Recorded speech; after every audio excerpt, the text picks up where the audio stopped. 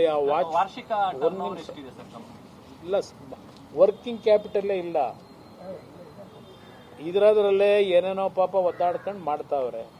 ಈಗ ಉದಾಹರಣೆ ನಾವು ವಾಚ್ ಫ್ಯಾಕ್ಟ್ರಿಗೆ ಹೋದ್ವು, ಅಸೆಂಬಲ್ ಏನು ಮಾಡ್ತಿದ್ದಾರೆ, 1,000 ತಿಂಗಳಿಗೆ ಮಾಡ್ತಾಯಿದ್ರು. ಈಗ ನಾವು ಬಂದ ಮೇಲೆ ಸ್ವಲ್ಪ ಎನ್ಕರೇಜ್ಮೆಂಟ್ ಕೊಟ್ಟ ಮೇಲೆ ನಮ್ಮ ಈ ಹೊಸ CMDನೂ ಹಾಕಿದ್ದೀನಿ. ಅವರು ಮೊದಲು BHELನಲ್ಲಿ ಇದ್ದರು, ಅವ್ರನ್ನ ಇಲ್ಲಿಗೆ CMD ಮಾಡಿದ್ವಿ. BHELನಲ್ಲಿ ಅವರಿಂದ ಕೆಲವು ಸೆಕ್ಟರ್ನಲ್ಲಿ ಒಳ್ಳೆ ಕೆಲಸ ಮಾಡಿದ್ರು, ಬ್ಯಾಕ್ಗ್ರೌಂಡ್ ಚೆನ್ನಾಗಿದೆ ಅಂತ ಹೇಳಿ ಇಲ್ಲಿ ನಮ್ಮ HMTನ ಏನಾದರೂ ಮಾಡಿ ಉಳಿಸ್ಬೇಕು ಅಂತೇಳಿ ಬೆಳೆಸೋದಕ್ಕೆ ಅವ್ರನ್ನ ನಾವೇ ಆಯ್ಕೆ ಮಾಡಿ ಹಾಕಿದ್ದೀವಿ. ಇಲ್ಲಿಗೆ CMD ಹೊಸದಾಗಿ ಬಂದಿದ್ದಾರೆ. ಬಂದ ಮೇಲೆ ಕಳೆದ 3-4 ತಿಂಗಳಿಂದ ನಿರಂತರವಾಗಿ ಬಹುಶಃ ಅವ್ರು ದಿನಕ್ಕೆ ಎಷ್ಟು ಗಂಟೆ ನಿದ್ದೆ ಮಾಡೋರೋ ಗೊತ್ತಿಲ್ಲ ನನಗೆ. ನಾನು ಏನು ಸೂಚನೆ ಕೊಟ್ಟಿದ್ದೆ ಅದು ಎಲ್ಲವನ್ನ ಪಕ್ಕಾ ರೆಡಿ ಮಾಡಿ ನಮ್ಮ CMTನ ಅಲ್ಲಿಯ CMD ಏನಿದ್ದಾರೆ ಅವರು ಇವರು ಇಬ್ಬರು ಸೇರಿ ಒಂದು DPRನ ಹೊಸದಾಗಿ ಮತ್ತೆ ತಯಾರು ಮಾಡಿ ಕಳಿಸಿದ್ದಾರೆ. ಈಗ ಮೊನ್ನೆ ರೀಸೆಂಟಾಗಿ ಎಲ್ಲಿ ಚರ್ಚೆ ಮಾಡಬೇಕು ಚರ್ಚೆನೂ ಮಾಡಿದ್ದೀವಿ ಬರ್ತಾರೆ ಈ ವಿಷಯದಲ್ಲಿ. ಅದರಿಂದ ಇವತ್ತು 1,000 ಮ್ಯಾನುಫ್ಯಾಕ್ಚರ್ ಆಗ್ತಾ ಇದ್ದ ವಾಚ್ಗಳು 10,000ಕ್ಕೆ ತಿಂಗಳಿಗೆ ಮಾಡ್ತಾ ಇದ್ದಾರೆ. ಈಗ ಮಾಡ್ತಿದ್ದಾರೆ, 10,000ಕ್ಕೆ ಏರಿದೆ, ಡಿಮ್ಯಾಂಡ್ ಇದೆ. ಆ್ಯಕ್ಚುಲಿ ನಂದು HMT ಇದೆ 85 ಲಕ್ಷದ್ದು. ಸರ್ ನಾನು ಅದನ್ನೇ ನೀವು ಕಟ್ತಿದ್ರೆ ಕೆಲವು ನಿಮ್ಮ ಎಂಪ್ಲಾಯ್ಸ್ಗಳೇ HMT ವಾಚ್ ಕಟ್ಟಲ್ಲ ಸರ್.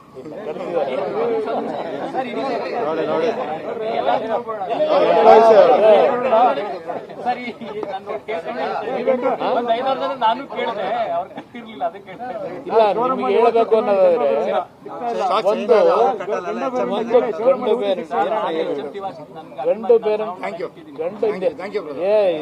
ಈಗ ಗಂಡು ಬೇರಂಡ ಅಂತಕ್ಕಂಥ ಒಂದು ಹೊಸ ಹೆಸರಿನಲ್ಲಿ ಮಾಡಿದ್ರು.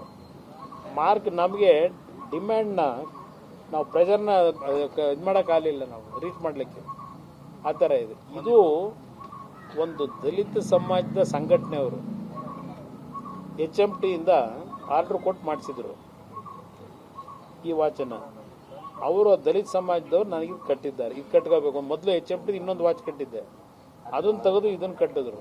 ಇದರ ರೇಟು 1,230 ರೂಪಾಯಿ. 75 ಲಕ್ಷ.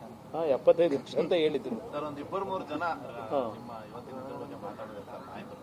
ನೀವು ಇವತ್ತಾದರೂ HMT ಭೇಟಿಗೆ ಹೊರಟಿದ್ದಾರೆ ಕುಮಾರಸ್ವಾಮಿ, ಬಹಳ ಸಂತೋಷ, ನೋಡ್ಕೊಂಡು ಬಂದು ನನಗೆ ಹೇಳಿ ಅಂತ ಈಶ್ವರ್ ಖಂಡ್ರೆ ಹೇಳಿದ್ರು. ಒಂದು ಚೆಲುವರಾಯಸ್ವಾಮಿ ಅವರು, ನೀವು BJP ಸತ್ಯದಲ್ಲಿ 20 ಸೀಟ್ ಗೆದ್ದು ತೋರಿಸೋದಲ್ಲ, ಹೊರಗಡೆ ಬಂದು 120 ಸೀಟ್ ಗೆದ್ದು ತೋರಿಸ್ಲಿ, ಸವಾಲಾಗ್ತೀವಿ ವಿಧಾನಸೌಧದಲ್ಲಿ. ನಾವು ಏಕಾಂಗಿಯಾಗಿ ಬರೆದರೆ ಕಳೆದ 20 ವರ್ಷದಿಂದ ಏನು ನನ್ನ ಬಗ್ಗೆ ಟೀಕೆ ಮಾಡ್ತಾರೆ, ಇವರ ನನ್ನ ವಿರುದ್ಧ ಏನು ವಿಷ ಕಾರ್ತಾರೋ ಏನು ಕಾರ್ತಾರೋ ಗೊತ್ತಿಲ್ಲ. ಇಲ್ಲ ಪಾಪ 120 ಸೀಟ್ ಗೆಲ್ಲು ಅಂತ ಹೇಳವ್ರೆ.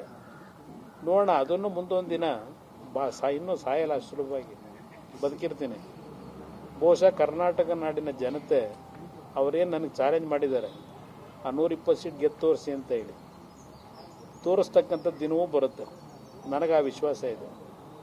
ಇಲ್ಲಿ ಏಕಾಂಗಿಯಾಗಿ ಕಳೆದ 20 ವರ್ಷ ಅವರು ಇದ್ರು ಭಾಳ ದಿವಸ. ಪಾಪ ಈಗೆಲ್ಲ ಮಾತಾಡ್ತಾರೆ, ಅದೆಲ್ಲ ಹಳೆದೆಲ್ಲ ಮರ್ತು ಬಿಡ್ತಾರೆ. ಈ ಒಂದು ಪ್ರಾದೇಶಿಕ ಪಕ್ಷ ಕಟ್ಟೋದು ಎಷ್ಟು ಕಷ್ಟ ಅನ್ನೋದಕ್ಕೆ ಇನ್ನೂ ಉಳಿದಿದ್ದೀನಲ್ಲ. 18 ಸೀಟಾದರೂ ಗೆದ್ದಿದ್ದೀವಲ್ಲ, 18 ಸೀಟು 19 ಸೀಟು ಗೆದ್ದಿದ್ವಲ್ಲ ಇದರಲ್ಲಿ. ಇವತ್ತು ಮಮತಾ ಬ್ಯಾನರ್ಜಿ ಅಂತವರು 3 ಟರ್ಮು ಮುಖ್ಯಮಂತ್ರಿ, ನವೀನ್ ಪಟ್ನಾಯಕ್ 5 ಟರ್ಮ್ ಮುಖ್ಯಮಂತ್ರಿ. ಅವ್ರ ಸ್ಟ್ರಗಲ್ ನೋಡ್ತಾ ಇದ್ದೀನಿ. ಈ ಕಾಂಗ್ರೆಸ್ದೇ ತಗೊಳ್ಳಿ, ಪಾಪ ಅವ್ರಿಗೆ ಹೇಳ್ತೀನಿ, ಅದು ಯಾರೋ ನನ್ನ ಸ್ನೇಹಿತ ಹೇಳ್ದ ಅಂದ್ರಲ್ಲ, ಎಷ್ಟೋ ರಾಜ್ಯಗಳಲ್ಲಿ 0. ಕಾಂಗ್ರೆಸ್ ಪರಿಸ್ಥಿತಿ 30 ವರ್ಷದ ಇತಿಹಾಸ ಇರೋ ಪಕ್ಷ. ಎಲ್ಲೆಲ್ಲಿ ಯಾವ್ಯಾವ ರಾಜ್ಯದಲ್ಲಿ ಎಸ್ಕಿದ್ರು, ತಮಿಳ್ನಾಡಿನಲ್ಲಿ 5 ಸೀಟ್ ಗೆದ್ದು DMK ಅವ್ರಿಗೆ ಟೋಪಿ ಹಾಕಿ ಈಗ ಅಲ್ಲೆಲ್ಲ ಹೋಗಿ ಸೇರ್ಕೊಂಡವ್ರೆ. ಪಂಜಾಬ್ ಪರಿಸ್ಥಿತಿ ಏನಾಗಿದೆ, ವೆಸ್ಟ್ ಬೆಂಗಾಲಲ್ಲಿ 8 ಸೀಟ್ ಗೆದ್ರು, ಬಿಹಾರದಲ್ಲಿ 8 ಸೀಟ್ ಗೆದ್ರು. ಎಲ್ಲಿಗೆ ಬಂದು ನಿಂತವ್ರೀಗ? ನಾನಾದರೂ 20 ಸೀಟ್ ಗೆದ್ದಿದ್ದೀನಿ, ಒಂದು ಸಣ್ಣ ಪಕ್ಷ. ನೀವು ಹೇಳ್ರಪ್ಪ, ರಾಷ್ಟ್ರೀಯ ಪಕ್ಷ, ನಿಮ್ಮ ಪರಿಸ್ಥಿತಿ ಏನಿದೆ? ಅದರಿಂದ 120 ಸೀಟ್ ಗೆಲ್ಲ ದಿನವೂ ಬರುತ್ತೆ. ಎಷ್ಟು ದಿವಸ ಸಹಿಸ್ತಾರೆ ರಾಜ್ಯದ ಜನ?